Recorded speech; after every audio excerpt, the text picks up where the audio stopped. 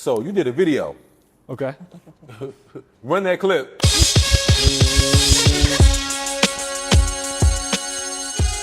Get ready to be inspired.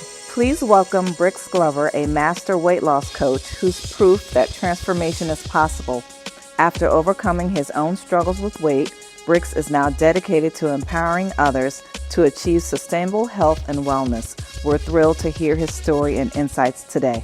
Thank you for joining us, Brix. I appreciate you being a part of the show today, man. Look forward to interviewing you and, informing the people what they need to know. Can you take us back to your childhood and share with us the relationship that you had with food in your body while you were growing up? So I grew up in a household where food was control, right? We weren't dirt poor, but we were definitely conscious of, rationing the food and making sure that we had enough food to last us the month, right? Before the food stamps hit again on the 1st, right? So, but my mom, she would keep the Fruity Pebbles and the soda and the snacks in a room. And then she would put it in these little baggies, and that was our portion for the day, right? So I grew up with a scarcity mindset around food, right? Because it was always controlled, and it was never anything nutritious, right? I grew up in Brownsville, Brooklyn. We ate from the bodega. My mom, if she worked 2 jobs, so if it took longer than 15 minutes to make it, we didn't eat it, right? So we ate a lot of hamburger helper or rice-a-roni, Kraft macaroni and cheese and hot dogs, like that sort of thing. So there was no real nutrients in our food. And as a result, I had a very compulsive relationship with food, right? The scarcity of not having full access to it, and then eating foods that left me nutriently deficient. It was a formula for just not a good relationship with food in general, right? I didn't really eat vegetables. My mom, to this day, doesn't eat vegetables. So I ate my first salad at 30 years old. Literally. My very first salad was at 30 years old. How was that?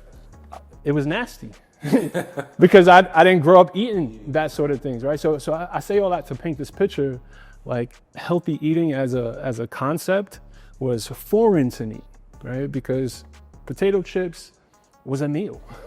You know what I'm saying? Like you hungry, go eat some chips. Mm-hmm. So, that's kind of the environment nutritionally or around food that I grew up in. And it led to some issues for me, to say the least. That's a different point of view when it comes to food, because hearing that story on the outside, looking in, I would think, well, if food was so scarce and you was brought up to, to maneuver with food, how did you gain so much weight? Yeah, so that was the food aspect. I also grew up in a very challenging environment. I'm trying to be mindful of how I talk about my childhood because obviously there's other people involved, right? But it wasn't the most nurturing environment for me, right? There was a lot of abuse. So as an adult, when I left my parents' home or my mom's house, I had a lot of unprocessed trauma that I didn't know how to deal with. And so the combination of having this unprocessed trauma and now being in an environment where food was unlimited. So I went to Norfolk State, and for the first time, I can eat as much as I want at the CAF. Mm-hmm. So I just overdid it, right? If I wanted 5 peanut butter and jelly sandwiches for the first time in my life, I could have had 5 peanut butter and jelly sandwiches. So I used my access to food I used food as a numbing agent, right? It was something to help me manage my emotions because I had so much going on with me in my inner world. And that was the only thing that allowed me to have a moment of relief, right? So it turned into a drug. Yeah. And after high school, I gained 160 pounds. Wow. Okay. So what was the turning point, or shall I say the breaking point that started your journey? It was a summation of moments, but to speak specifically about the moment, It was March 1st, 2013. And I woke up and something just came over my spirit. I was absolutely fed up with the version of myself that I was, right? I'm 360 pounds, high blood pressure, diabetes. I'm dealing with anxiety. I'm dealing with depression. And I was tired. I was mentally, physically, spiritually, emotionally tired of being who I was. And I said, fuck this. Excuse me, I don't know if I can cuss. Oh, no. Yeah. Be yourself. I'm like, fuck this. I need to recreate myself, right? I didn't have that language for it at the time, but that's what I felt. Like, I no longer want to be this version of myself. I need to do something about this. And that was like it was like a light bulb. And I was very aggressive with my approach, which it had its purpose, but had its, it was I don't want to call it a mistake, but the intensity that I approached weight loss with led to me hitting the wall. I gained back, I lost weight quick, and then I gained back 60, 70 pounds like 3 or 4 times during my journey. If I rewind maybe a year prior, I caught a felony robbery charge in 2012. And that was probably the darkest moment of my life. That really was the beginning of the moment, if you will, right? That's when I experienced the suicidal thoughts. That's when the depression fucking swallowed me whole. And slowly, after dealing with the case, I was facing 7 years in prison. Mind you, I had just graduated college. I was at the place in my life that I had worked my entire life to get to have everything snatched away from me. I lost my car, I lost my house, I lost my family, essentially. And yeah, I just fell into a really dark depression. So that's what led up to the moment on March 1st, 2013. And I'm like, fuck this. This version of myself, he has to die. We have to reinvent. We have to form a new identity. And ever since that moment, I've just been on that mission. Was that version of yourself hard to kill? Nah, so the thing is, he didn't need to be killed. He needed to be loved. He needed to be healed, right? So even that approach, that mindset was flawed in itself, and it led to dead ends, right? Because I was at war with my old self, whereas I should have just been trying to give myself the love that I was craving as a child. You know what I mean? So, but I've had to integrate, right? Because the first season of my transformation was, no, fuck this. You're not gonna be that version of yourself no more. This is the new version. But it created this split, right? Where there's this war between these versions of myself, right? And there was a lot of overcorrection that happened, right? But over time, and it's been 13 years now. Like, yeah, it's about to be 2026, so it's been 13 years. Wow. And now I've been able to integrate, because that version of myself, he's still me. He needed better habits. He needed more love for himself. He needed to heal, but he wasn't the enemy, but I made him the enemy at first, and that led to some trouble for me. So you mentioned several times that you went back and forth, like you lost it and then you gained it back several times. So how did you develop self-discipline, and what's your secret to maintaining it now? So at first, I don't think it was discipline. I think it was survival. I think we can, from the outside, look at it as discipline, but it didn't require any willpower. It was this or die, right? So my back was against the wall. Discipline is something that I've intentionally built, over the years. But at first it was survival. So once I shifted out of that intense survival mode, and I'm like, okay, how can I sustain this? That's when the discipline was required. Okay, how do I form new habits? How do I form a better relationship with food instead of going on these crash diets that weren't sustainable. But to answer your question, the discipline kind of was developed because I wanted to be a disciplined man, right? It was more from an identity perspective, and it wasn't attached to a particular outcome. It was attached to, hey, when you think about the version of yourself that you want to be, what's the number one characteristic of that person, right? Mm-hmm. He's disciplined. Because my North Star was, I wanted to become the type of man that I would want my daughter to marry, right? So when I think about that man, he's disciplined, he's high integrity, right? He has all of these characteristics that, you know, make him admirable. So the discipline, I'm like, okay, so I have to develop this discipline thing. And I started to read. I started to see a therapist. I started to, you know, learn about spirituality and emotional intelligence. I started to develop my emotional intelligence. I pretty much went on this mission to reprogram myself, right? Because a turning point for me, you guys have seen the movie The Secret, right? Have you? Yes, I have. So it's a very fundamental, I guess, entry level explanation of the law of attraction, right? And what I learned from that movie in 2013 is that my thoughts created my reality. Yes. Right? It created my body. It created my financial situation. It created my relationship status. So I'm like, okay. At first it stung. I'm like, damn, I created this shitty life, right? That I did not enjoy with my thoughts. That stung at first, but then it felt empowering because it's like, okay, that means if I just change the way I think, I can change my entire reality. So I went on this quest to change the way I think. I stopped listening to music. I stopped watching TV.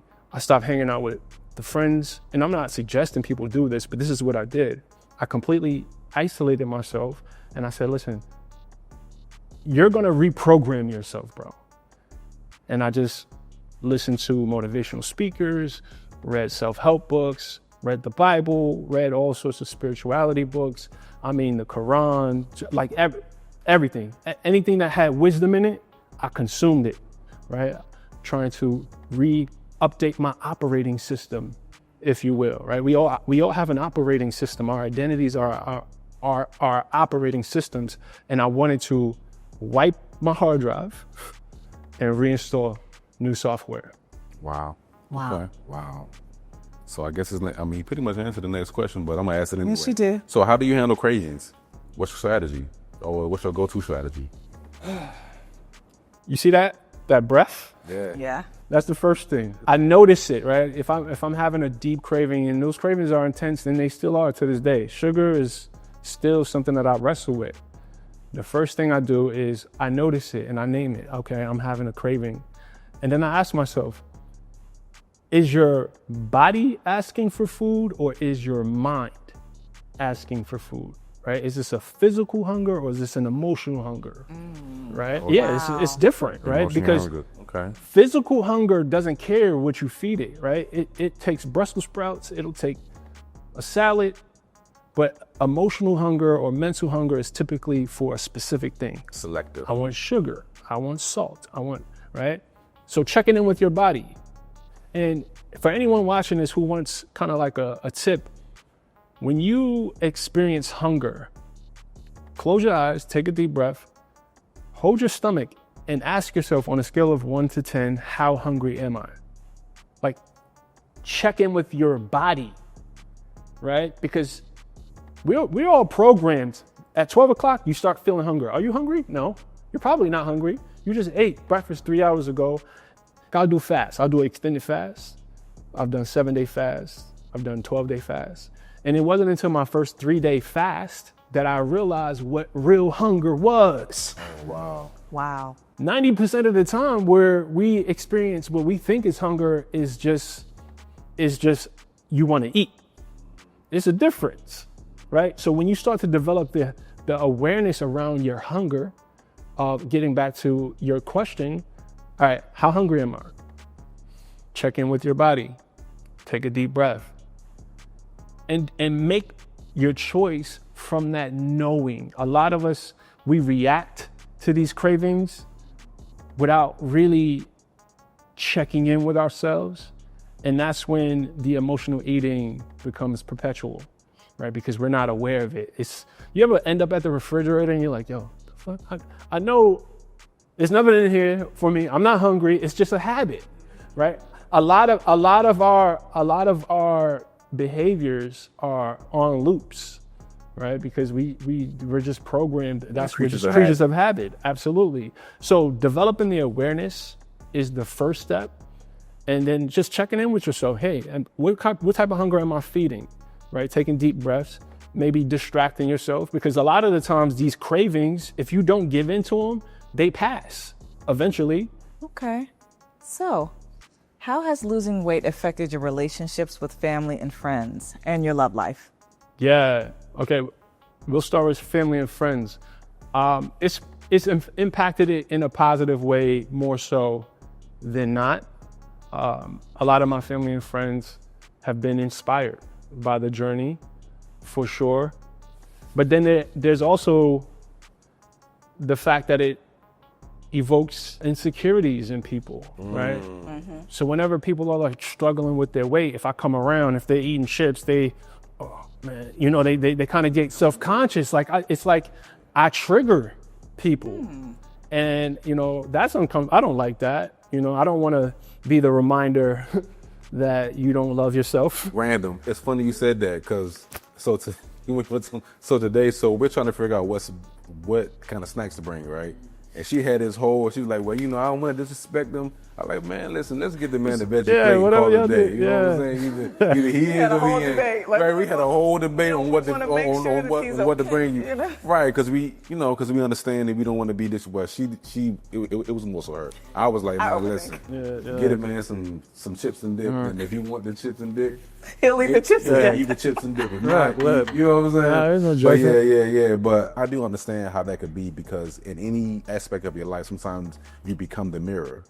And they're faced with their decisions. Like they're seeing, okay, either you were worse off than they were, and it's like, oh man, you killed their excuses. Yeah, right. You embody what they could be if they got out of their own way, and that triggers a lot of people. It does. Wow. It does. So did this create enemies for you? Yeah, but the thing is, I don't pay that shit no mind. I feel you. I respect that, homie. It got to be a two-way street if we're gonna be enemies, right? If I have to look at you as an enemy if we're gonna be enemies. Some of y'all ain't worth being enemies. Because you know what it is? I'm more empathetic. I understand it's not me. I don't take it personal. You know what I mean? So if anything, I feel bad for you. Now I feel bad, but I'm empathetic, right? I understand, like, you're dealing with your own demons, and I'm just a trigger for that. So it's not personal. I don't take it personal, Okay. So that was the family aspect. How about your love life? Yeah. How did some let's females dig spin into the that. block on you? Or did you go after a girl you couldn't get, back and like, you know what, I can't get it then, but I can get it now? Yeah. So I've never really had problems in my love life area. I've always been the big boy with the dime piece. You feel what I'm saying? Okay. But it did change the pool, right? Because not all attractive women are into big dudes, right? It's more about the confidence, right? But anyway, but now the pool got a lot bigger as far as my options. More options. Yeah, my options got bigger. But I definitely had some spin the block moments with some shorties who wasn't checking for me back in the day. How did you deal with that? I mean, did it stroke your ego, or were you able to actually just stay the course and be like, early in my journey, my ego was fully activated, right? I've since kind of gotten him under control, got my ego under control. But yeah, I had fun. I'll leave it there. To say the least. Yeah, I had fun, so yeah. We can use our imagination. Yeah, absolutely. Okay. There you go. Y'all heard that, right? Okay. Alrighty then.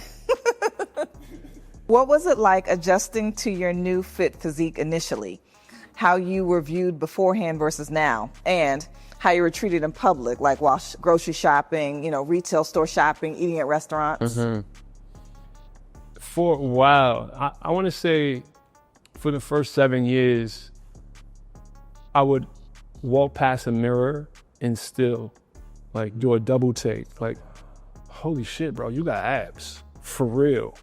You know what I mean? So it took a while to adjust to the new physique, for sure, because your body can change a lot faster than your mind can, right? So for a while, I was in this new physique with the same mindset that I had as a fat boy.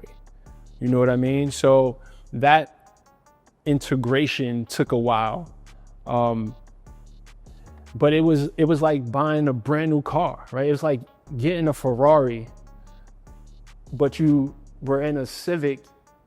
So you're like, redlining. You getting on the highway, you doing 180. Everywhere, right? You outside. You feel me? Like they say. you outside. So, you know, which kind of lends itself to the previous question. You know, I was outside and I had a good time and I regret not one moment of it. That's right? real. That's not real. one Live your moment of life. it. Live You your feel what I'm life. saying? But the world responds to you in a different way when you have, you know, a fit physique, right? Because back to the D word, pause. Discipline, not that one. Discipline, right? Your body is a physical manifestation of your discipline, and people respect discipline, right? It tells a story about you when you walk into the room before you open your mouth, right? So that in itself helps in business. It helps in networking. It helps in just making relationships in general. But I guess the biggest thing that's new is, you know, I was a confident, well, externally confident fat boy, but I never had women approaching me in the street, right? Hitting on me in bars or in the supermarket. That's something that's definitely new, and it took a while for me to adjust to. And, you know, that's fun. You know, it's fun, but I'm definitely sure, got to make sure yes. I check my ego on that. But yeah, you know, those are the main differences, you know, between living life in a, you know, fit body versus being big boy. Is it hard to find genuine people now? Is it hard to see the genuineness in people? Nah, man, I think you attract what you are.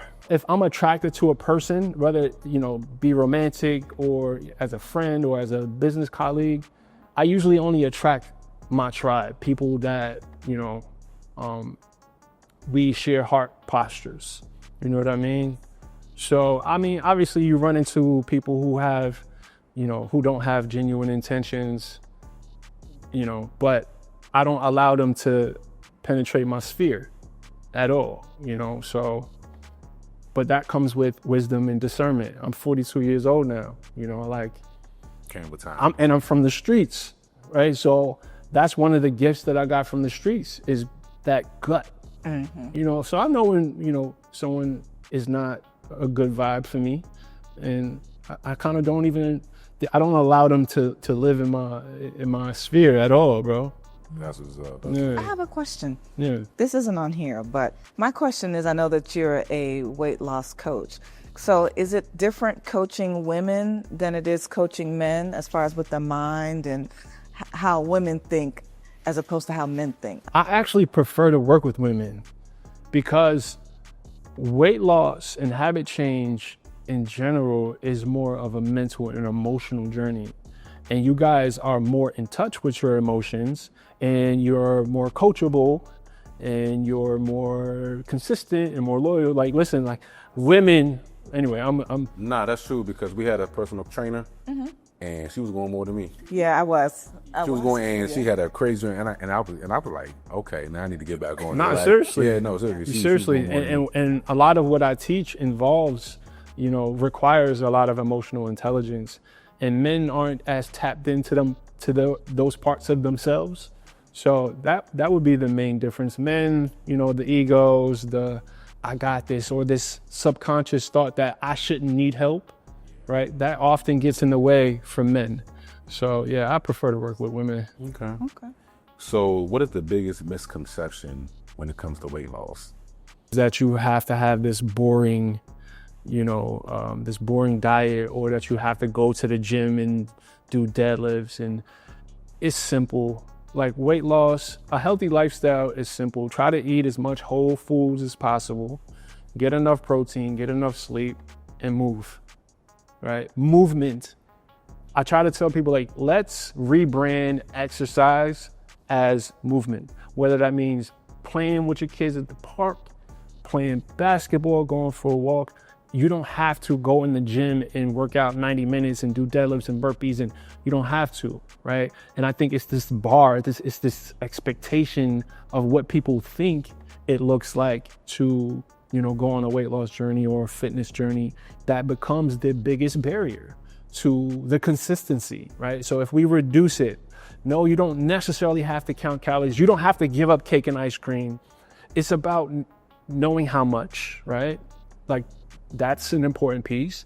And managing stress. That's a huge thing, right? A lot of folks, they stress themselves out trying to lose weight when that is actually working against you in the weight loss process. So these are a few of the misconceptions. It doesn't have to be this boring, strenuous process. It does take some sacrifice, but the most sustainable weight loss journeys are gonna have balance. It's going to be more realistic. You're still going to be able to incorporate cake in you're not going to give it up completely because this is unrealistic, so having balance.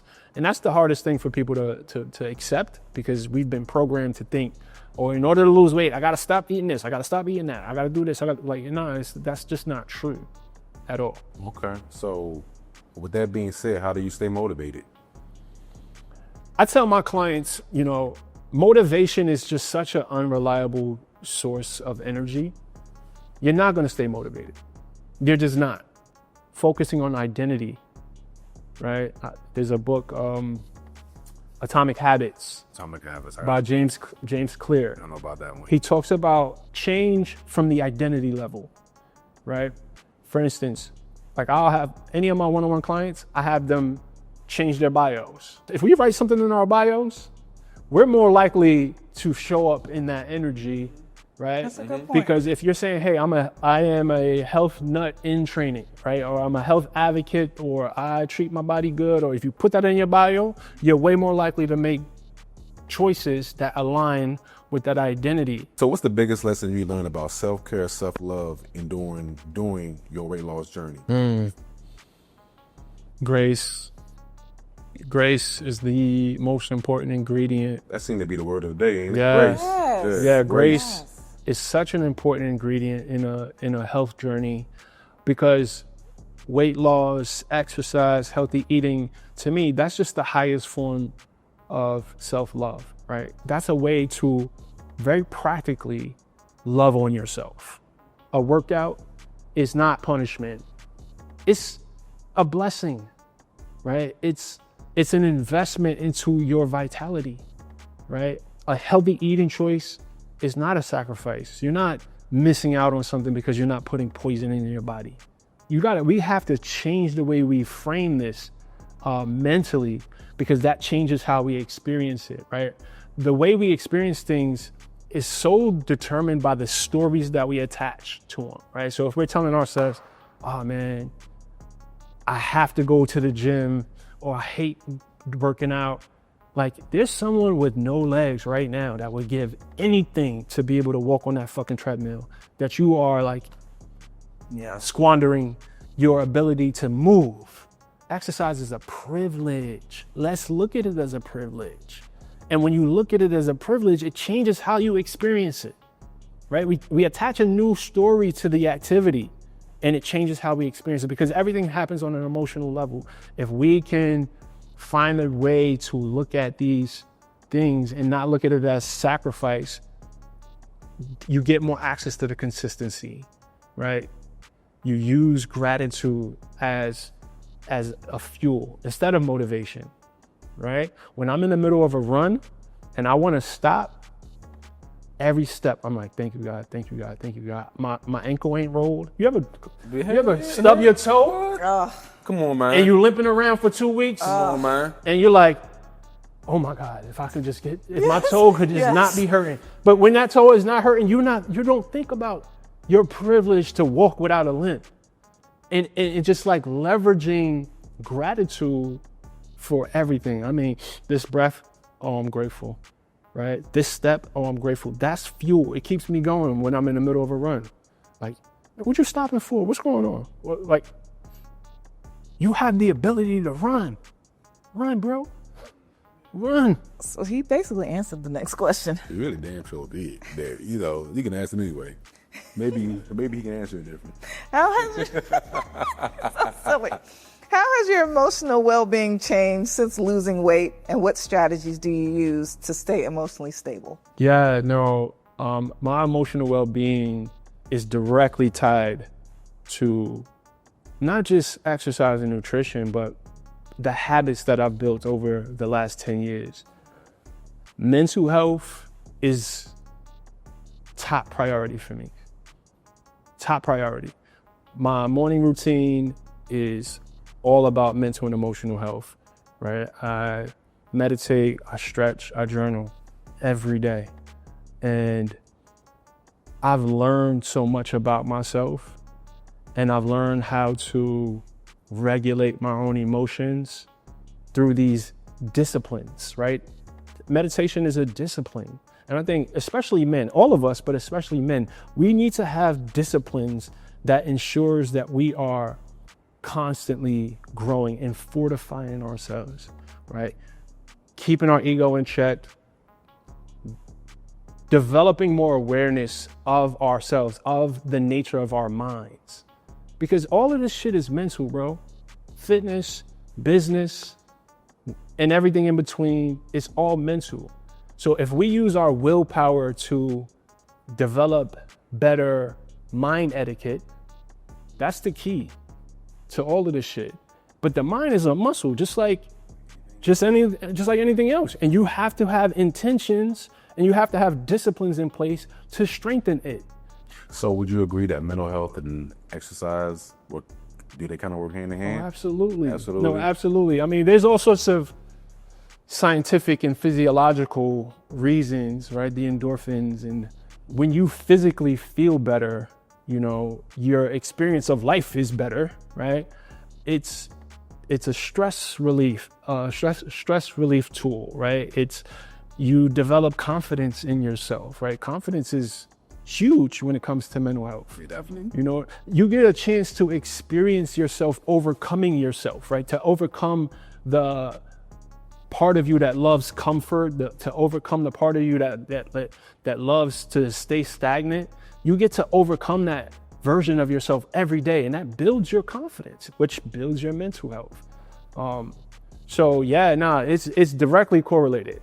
You know, definitely, there's a direct tie for sure. I'm definitely amazed at how well you are in tune with your mental health. I don't really meet too many guys, and not just guys, but professionals that are in your line of work that speak on the mental health and how, you know, these things work together, you know. So, because honestly, even coming to this interview, I was like, okay, so we're going to talk about lifting weights, your trials and tribulations, but I mean, you're educating me, and I know this stuff.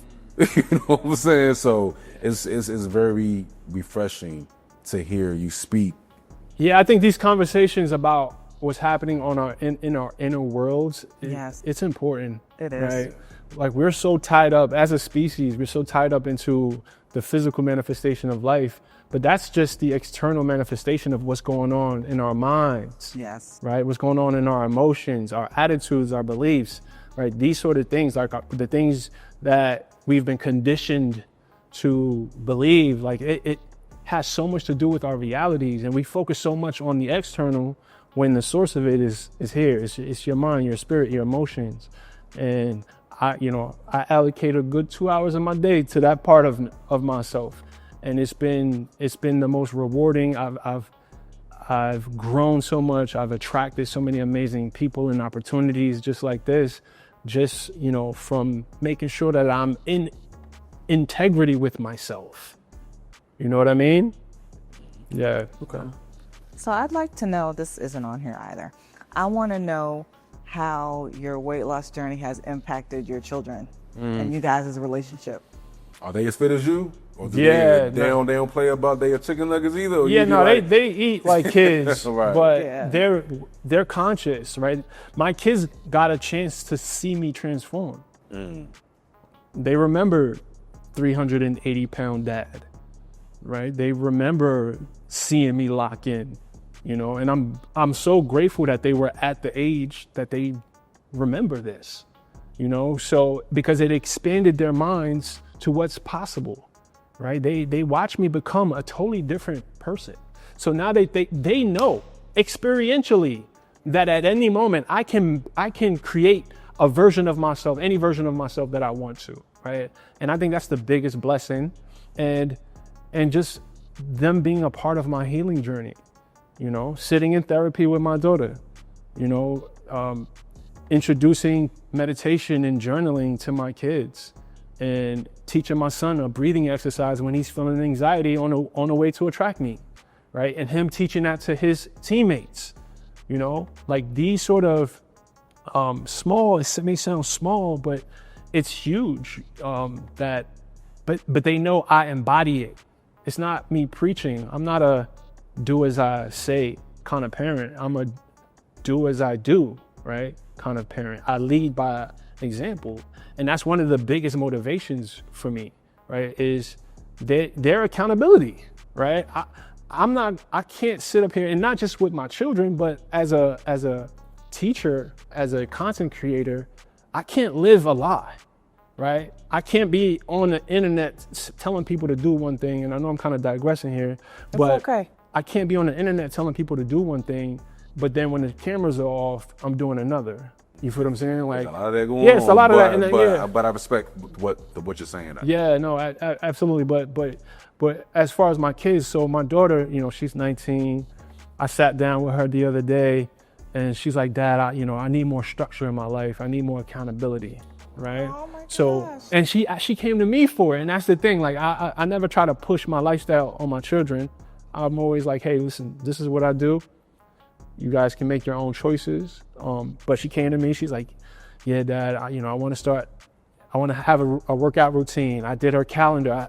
My 19-year-old daughter now operates on a calendar. I love right? that. Right, she operates on a calendar.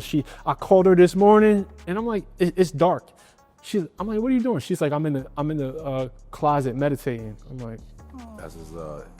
like It I gave just you feel life, so right? proud, It like gave you wow, life, I like know. because Yeah. she's actually applying this stuff, but on her time. She's seen me doing this for a decade. It's just now landed, but those seeds that were planted over the years of just her being exposed to it is now starting to bloom, and she's taking on these traits herself and these tools and these habits herself. And that's like the best gift as a father, for me to witness. Awesome. Wow. Awesome. So, what's the one piece of advice that you could give someone who's struggling to lose weight and maintain weight loss? I think the best piece of advice I can give someone who's on a weight loss journey is to develop self-awareness, understand, and I want to give people practical stuff as well, right? I know someone's like, man, Yeah. what do you mean? Be realistic. No, Tell 'em. but I say that to say, let me speak for myself. I gained 160 pounds after high school, and I was morbidly obese, dealing with all of these health issues because there was a blockage of love for myself, right? Now, again, I'm gonna use different language. That I used food as an emotional coping mechanism, right? And I think if people can come to grips with, because that's true for most people who struggle with weight. It's emotional eating. It's an emotional eating issue. Understand why your relationship with food is what it is. Do the inner work, seek therapy, do the journaling, use ChatGPT, ask it to help you understand your relationship with food. Understand why you can't overcome these, whatever your blocks are to a healthier lifestyle. leverage AI. I'm such a huge advocate for using it and knowing how to use it, right? Obviously it's not, you don't want it still has its things that we got to be mindful of, but it's such a powerful resource. ChatGPT has helped me heal so much. But anyway, I digress. But yes, understand yourself. Ask yourself the right questions. Why am I struggling with weight? Why am I abusing myself? And not in a shameful way, in an honest way. Ask yourself these questions. And then also, let me be a little bit more practical. Start slow. Right? I have clients who, when I'm doing their intake call, they're like, "Yeah, I eat McDonald's every day." There's no way I'm gonna take somebody who's eating McDonald's every day and tell him, "All right, well, now you gotta eat meal prep food every day." Like, nah, nigga, that shit is not going to work. You feel what I'm saying? So what we did was, all right, we're gonna cut back from 7 days of McDonald's to 4 days. And then you're just gonna cook. I'm not even asking you to make chicken breast and broccoli either. You're just gonna cook at home. That's the first step. You gotta take it in slow steps and gradually build on it over time. You gotta meet yourself where you are. Don't try to do anything too drastic because it's not sustainable. Most of us have experienced that. We try to start going to the gym 6-7 days a week. It's not going to stick. Start off, hey, I'm just going to go for a 20-minute walk 3 days a week. And I'm going to cut back on eating out by 50%. Let me start there. Let me do that for 2 months. And then after I achieve that, let me celebrate it. And now I can add another small layer to it, right? Let me cut back on sodas and juice. Let me just, just taking it in small increments and then allowing time and compound interest to do its thing in a weight loss journey. Okay. I have a question. Yeah. Okay. So this question, you know how there are, within different communities, there are judgments. Like, this is off the subject, but like, let's say for Black women, there's a judgment from darker skin to lighter skin. Or for entrepreneurship and for those who have a 9-to-5, there's judgment. So my question is there judgment for people who actually lose the weight naturally or for people who lose the weight like having an operation? Is there like a judgment? I think the world judges people who take shortcuts. I personally do not, right? I've been trapped in a body that I felt stuck in. And my thing is, however you need to get, out of your own way, whatever tools you need to use, but just understand it's still going to require you to make the changes, right, on a habit level to change your relationship with food, whether you're using GLPs, whether you're using, surgeries, because 75%, I think, I don't know, don't quote me, but 75% of people who do weight loss surgery, they gain the weight back anyway. So at some point, you're gonna have to face yourself. Yeah. You know what I mean? So, but there's no judgment from me. But I think the judgment exists for a reason, because most of the time when people take shortcuts, you see that it doesn't work long term. Yeah, it doesn't work. It doesn't work. And not only that, it's so many health risks, and you put this up underneath the knife, and it's just, Yeah. So I want to move on. So you did a video. Okay. Run that clip. Yo, listen, my boy, you're fat. And I ain't judging you for that. I used to be fat too, but let me tell you why it's whack. That big belly in your midsection puts you at risk for health conditions. That is your opposition. They call that shit visceral fat. They pour poison in your blood, put stress on your back. They squeeze your heart and your liver like a python attack. It'll take you out of here. That shit is real, no cap. What was the inspiration, man, behind that video, man? Because I was up one night and I was scrolling and it came up on my feed. And I was like, I know that ain't who I think. Is that Nori? Yeah. I was like, yo, he actually got bars. Yes, you know what I'm saying? Like, so you're a rapper, cuz? Yeah. You know what I'm saying? Nah. So music was my first love. And I mentioned that I caught the felony in 2012. That turned my life upside down, and I kind of got away from music because, I had other things that I needed to handle, right? So I'm like, I went all in on my fitness journey, but my heart and soul has always been an artist, a music artist. And in 2020, I was living with Jelly Roll. I don't know if you guys are familiar. Yes, we've heard of him. Yeah, so we were in the studio because I was training him at the time, right? I was living in Nashville. I was helping him lose weight. So I'm so proud of Jelly Roll. Shout out to Jelly Roll. He lost 200 pounds. Wow. My All man. right, Jelly Roll. Yeah, he did his I thing. see you, man.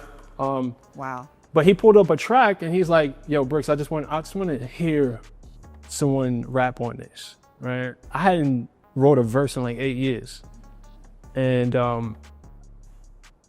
I didn't think much of it. He said he wanted to hear somebody's voice on it. I said, "All right, let me just lay something."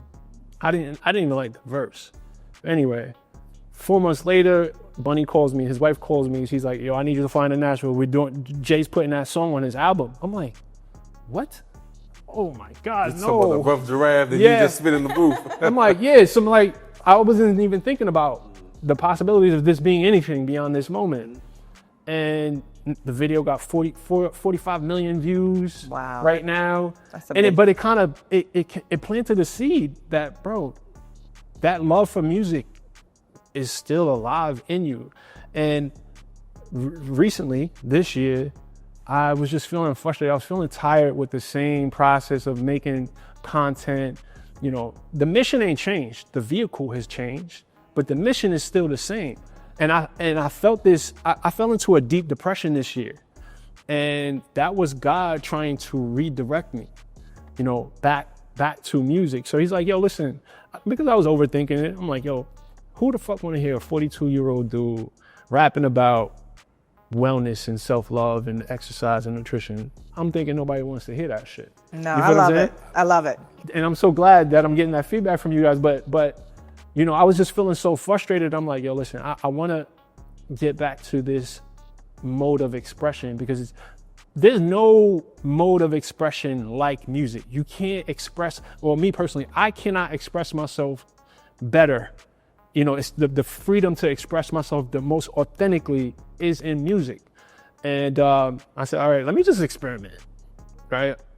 Let me just see what happens if I put together like write a little freestyle." And I had my daughter produced that video. Oh, Right? wow. Yeah, she filmed and edited the video. You did a great job. Yeah, she had her band friends, you know, because my daughter's in the Norfolk, she's in the music program at Norfolk State. But anyway, so we said, "Listen, I'm just gonna see." I put it out.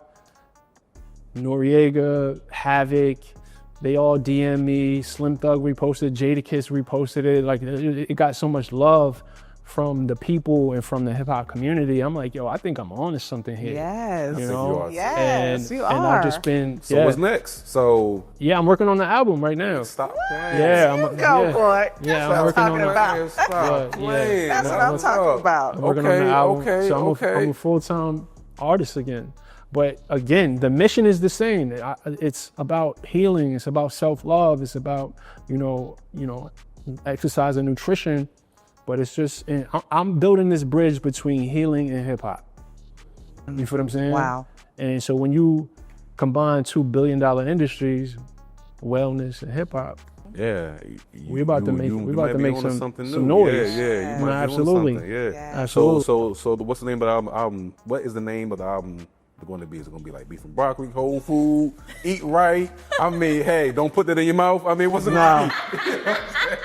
going Nah, Don't put that in your mouth. Put it in your mouth. You know, I'm fucking with you. But nah. Stupid. What's it Nah, gonna be, the though? name of the album is Equanimity, right? And Okay. equanimity is a concept that pretty much promotes peace and mental stillness, especially in times of mental chaos, right? When you're having a challenging moment, being able to access stillness and peace is equanimity.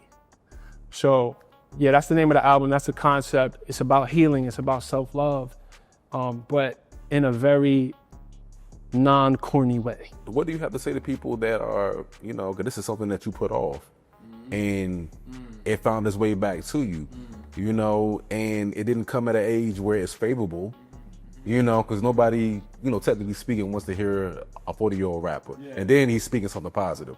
You know, what sense of courage went into that, and what just made you decide, you know what, fuck it, I'm going to go all in? So it's gonna sound cliche, but never give up on your dreams, right? Like truly. We live in a day and age where a lot of the rules from 20 years ago don't apply. That's so true. They don't apply. He and I talk about that a lot. Yeah. You could definitely create, because you created your own lane and Yeah. you're riding the fuck out of it. Yeah, Yes. so, you know, take advantage of the day and age that we live in. You know, with social media, there's no middleman. There's an audience. There's somebody who wants to hear your exact message. Yeah. No matter what your message is, no matter who you are, there's someone who needs your energy that relates to you. So be bold, be audacious, right? Like, and I know how it's challenging to do that because we've been taught otherwise. But I feel like favor, it rewards the bold. You know what I mean? When you step into that uncomfortable, you know, space of following your heart, again, all of these cliches, but it's just real. You know, God will support you when you are brave enough to So true. honor your calling, right? These are gifts that God put into me. You know what I mean? And for me not to use it to help heal people, to help, you know, serve people, that's a sin, in my opinion. Like that's missing the mark. Because You know you're what I being mean? wasteful. Like, Yeah, you're being wasteful. wasteful. You're wasting your gifts. You know what I mean? To somebody else who would have used it, right? Yeah, he didn't put this gift in my body for me to be sitting in a cubicle. Yeah. You know what I mean? Like, no, but you have to be audacious. You do have to be bold enough to believe, or at least pretend, because at first I didn't really believe, but you know what? Hey, I you took here the now. action anyway. Yeah, you did and now. I'm here, Right. you know? did now, yeah. Just giving Yeah. it 100. That's what's up, man. That's what's up, man. Listen, you have anything else to say, man? Because you This was amazing. This is so it's good. amazing. Like, I can't wait to interview you again. So how long is this album going to take to be? I want to have the album done by March.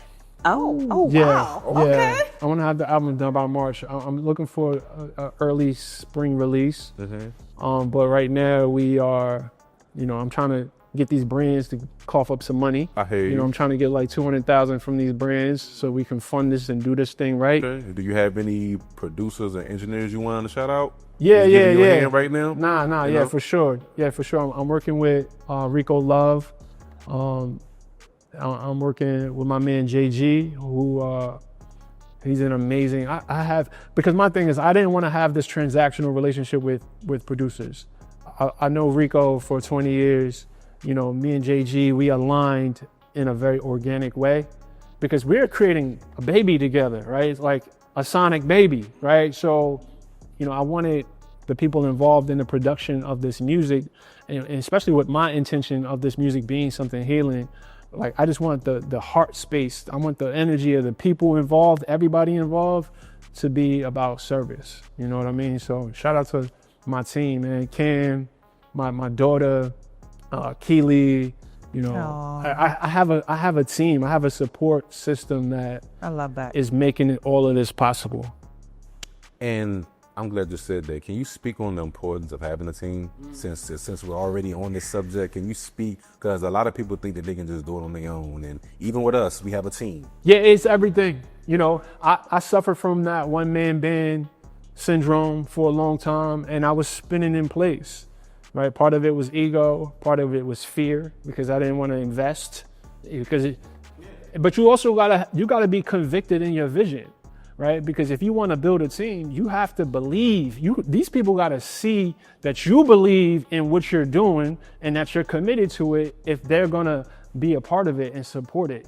You know what I mean? But be a team player, be humble, know that God chose me to be the face, but at any moment, if he's like, yo, listen, I want you to hold the umbrella for this person, if that role switches, it's about the mission, right? And the people around you have to feel that from you, right? You got to lead from the front. You know what I mean? So, but yeah, the importance of a team, it's everything. It's everything. Listen, I am nothing without my team. Shout out to my VA, Nikayla, who has been working with me for 8 years, and she has my back. I mean, from booking my flight, she bought my son. She's shopping for insurance quotes for my son right now. It's just I'm a shell of myself without my support. That's what's up. Yeah. Awesome. All right, man. So you look at that, Pamela, and you tell people where they can find you at. You can follow me on Instagram, on YouTube, and on TikTok at Brix Glover. But all the information will be in the description to the Lyin and Cryin podcast. So just click the links and tap in with me. I'm gonna give your viewers a special offer. If you're watching this and you're in the market for a weight loss coach, I'm going to give everybody here a free month of my group coaching program. If you tap in with me and you say that you found me on the Lyin and Cryin podcast. Y'all heard that right? Lyin and Cryin. Get the 1 month free. Yeah. Tap in with us. Tap in. Yes, sir. That's what's up, man. I love it. Love it. Thank you so much. Love it, man. We want to give thanks to our sponsors, Gifted Enterprises, which is a mental health agency in the Hampton Roads area. And also The Holiday Boys, a creation of teachable lessons for children, which is a 5-book series written and created by me.